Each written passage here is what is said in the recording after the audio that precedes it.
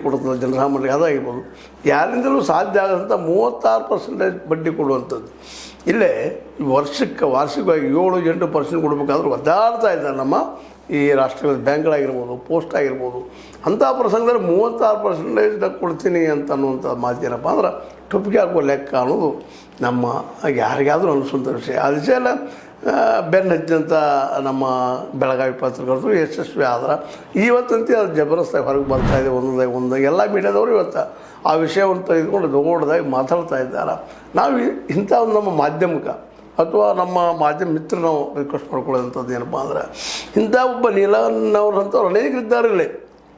ಈ ರಾಜಕಾರಣಿಗಳ ಮೂಲ ಅವ್ರು ಹೆಂಗೆ ಗಳಿಸ್ತಾ ಇದ್ದಾರೆ, ಏನು ಮಾಡ್ತಾ ಇದ್ದಾರೆ, ಒಂದು ಹೋಟಿಗೆ 500,000 ರೂಪಾಯಿ ಎಲ್ಲಿ ತಂದು ಕೊಡ್ತಾ ಇದ್ದಾರೆ. ಇವ್ರ ಮೂಲ ಏನು ಅನ್ನೋದಕ್ಕೂ ಸಹಿತ ನಾವೆಲ್ಲರೂ ಬೆಳೆಸಬೇಕಾಗಿದೆ. ಇವತ್ತು ಭಾಳ ಪ್ರಮುಖವಾಗಿ ಕೆಲಸ ಆಗಬೇಕಾಗಿದೆ. ಏನೋ ಇವತ್ತು ನೀಲನ್ನ ಅವ್ರನ್ನ ಹೇಳೋದ್ರಿ ಮಾಡಿದ್ವಿ, ಒಬ್ಬರ ಅಲ್ಲಿರ್ತಾರೆ, ಭಾಳ ಜನ ಇದ್ದಾರೆ ಇಲ್ಲಿ ಹಗಲು ದುಡ್ಕೋರರು. ಅದೇ ಕಾರಣ ನಮ್ಮ ಏನಪ್ಪ ಅಂದ್ರೆ ನಮ್ಮ ಭೂಮಿಯನ್ನು ಉಳಿಸ್ತಾ ಇಲ್ಲ, ಕಾಡನ್ನು ಉಳಿಸ್ತಾ ಇಲ್ಲ, ನಮ್ಮ ಕಾಡಿನ ಕಲ್ಲುಗಳನ್ನು ಉಳಿಸ್ತಾ ಇಲ್ಲ, ಗಿಡಗಳನ್ನು ಉಳಿಸ್ತಾ ಇಲ್ಲ, ಮರಗಳನ್ನು ಉಳಿಸ್ತಾ ಇಲ್ಲ. ಇಡೀ ದೇಶವನ್ನು ಮಾರ್ಕೊಳ್ಳೋಂಥ ಸ್ಥಿತಿ ಬಂದು ನಿಂತಂಥ ಅನೇಕ ರಾಜಕಾರಣಿಗಳಿದ್ದಾರೆ.